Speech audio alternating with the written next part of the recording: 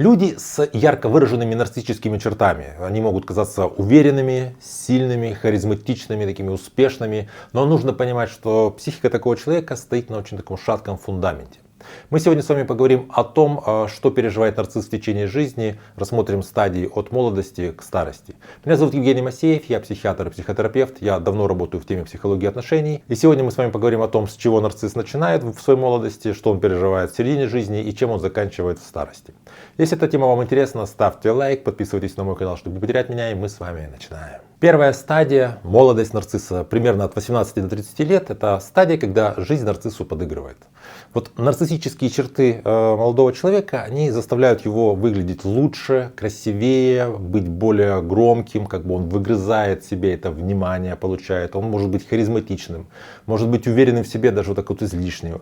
У него много планов, амбиций, которые пока еще невозможно проверить, потому что такой возраст. Вот он молодой, амбициозный, и он еще не успел разочаровать свое окружение. Он выстраивает много отношений, где вот в этих отношениях много вот этой нарциссической такой яркости, стремления к совершенству. На этой стадии нарцисс выстраивает большое количество отношений. Эти отношения не глубокие, но их много, они яркие, и это создает общее такое впечатление, что я важен для этих людей. Вторая стадия — это ранняя зрелость, от 30 до 40 лет. Стадия, где нарцисс старается контролировать и эксплуатировать вот те отношения, которые были сформированы ранее, на предыдущей стадии. Он требует внимания, он старается человека контролировать, но не дает в ответ тепла. То есть если в стабильных каких-то отношениях мы стараемся добиться какого-то паритета, какого-то вот баланса, так сказать, внимания и ценности, у нарцисса здесь работает так, что вот те отношения, которые сформировались, он в этих отношениях просто получает нарциссический ресурс, то есть он получает внимание, он получает вот это ощущение своей значимости, ничего не давая взамен. В эту стадию могут происходить первые потери, потеря партнера, возможно там развод, он может уходить с какой-то своей компании, но поскольку он уверен, силен, энергичен, у него есть уверенность, что солнце никогда не сядет, не уйдет за горизонт, он находит себе второго партнера, находит себе новую работу, новые отношения. То есть он старается повторить свою вот эту вот успешную комбинацию игру. Я выстраиваю отношения, вначале людей поражаю своей яркостью, а потом ими пользуюсь. Третья стадия — это средний возраст, условно 40-50 лет, это стадия потери зеркал.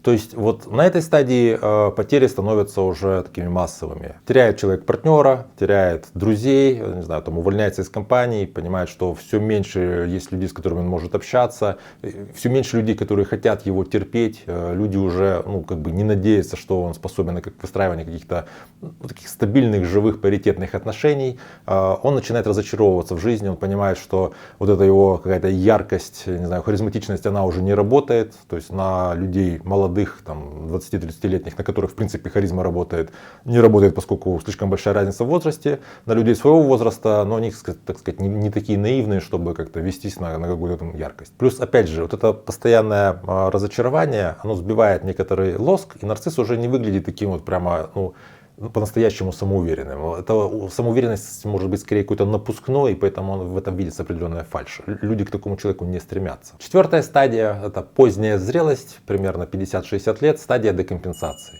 То есть стадия, когда у нарцисса увеличивается количество разочарования, какой-то озлобленности, он много жалуется тем немногим людям, с которыми он может общаться, на кого-то из своего прошлого. Он понимает, что люди его оставили, он больше не находится в центре ничьего внимания, соответственно, он не может получать нарциссический ресурс.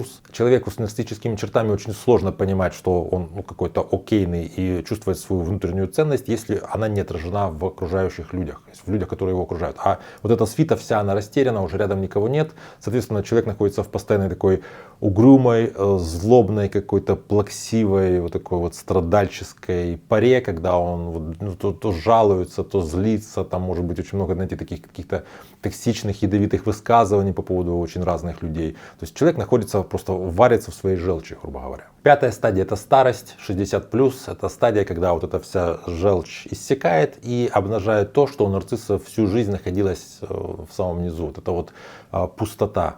Эмоциональная дыра, которая формируется у нарцисса в самом начале его жизни, когда он не получает от родителей достаточного количества вот этой безусловной любви, когда у него не формируется это вот нормальное для большинства людей ощущение, что я себя по умолчанию люблю. Вот он оказывается в этой старости, одинокий, он общается очень с небольшим количеством людей, это общение формальное, как правило, это люди, которые ему или как-то обязаны, либо, скажем, это их работа с ним общаться, то есть это не теплые, не близкие отношения, и вот он находится в этой всей вот пустоте эмоциональной, не имея возможности больше опираться на других людей, которые давали бы ему то восхищение. То есть из-за того, что в первой стадии все выглядело так ярко, казалось, что жизнь будет все лучше, лучше и лучше, вместо того, чтобы как-то обратить внимание на то, что почему-то не выстраиваются стабильные отношения. Почему-то я как-то обижаю людей, потом вот мы с ними больше не встречаемся, я вот эти отношения разрушаю. Вместо того, чтобы обратить на это внимание, постараться поработать с собой, понять,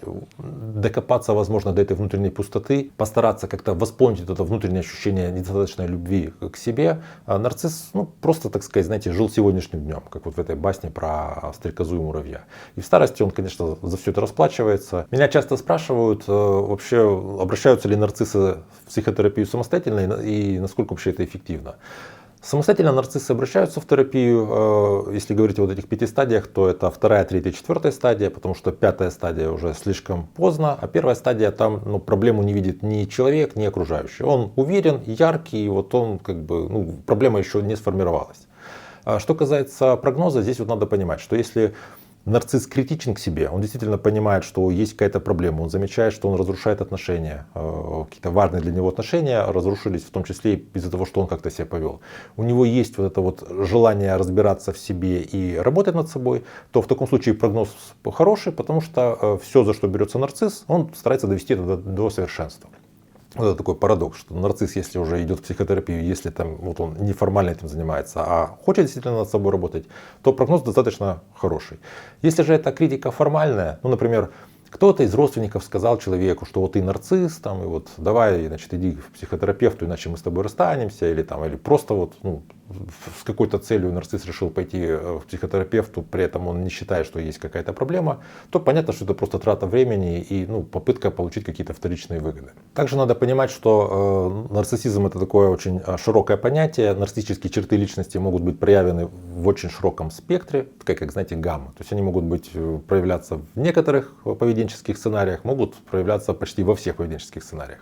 Если вы у себя замечаете какие-то вот такие проявления, вам кажется, что у вас есть какие-то черты нарцисса, то с этим можно поработать, потому что, опять же, нет пределов совершенства, нет пределов повышения эффективности, повышения осознанности нашего поведения с окружающим. То есть всегда, знаете, любые отношения можно сделать, чтобы они были еще более какими-то счастливыми, еще более легкими, еще меньше, чтобы там было каких-то вот этих вот сложностей и напряженностей. Если вы хотите с этим поработать, у меня под каждым видео на канале есть ссылки на мои соцсети, пишите мне личное сообщение, мы с вами договариваемся и работаем. Также напишите, пожалуйста, в комментариях, если вы когда-нибудь наблюдали нарцисса со стороны, предположим, какой-то это родственник или близкий человек, опишите, как вы видели вот эту его эволюцию, как он из своего этого благоденствия скатывался в конце к этой эмоциональной пустоте. Я буду вам благодарен, если вы поделитесь собственным таким живым эмоциональным опытом. Если эта тема вам понравилась и видео кажется интересным, ставьте лайк под видео, я буду вам благодарен. Также подпишитесь на мой канал, чтобы не потерять меня. Берегите себя и своих близких, и до встречи в следующих выпусках.